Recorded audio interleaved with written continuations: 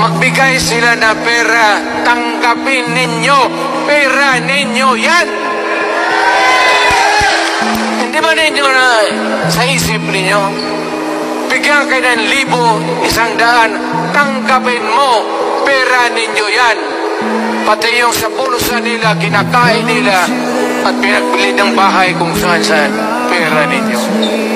So, make sure na bago kayo lumabas sila naman sa mundong ito, may panahon lahat, mamatay tayo. Mag-iwan kayo ng isang prinsipyo.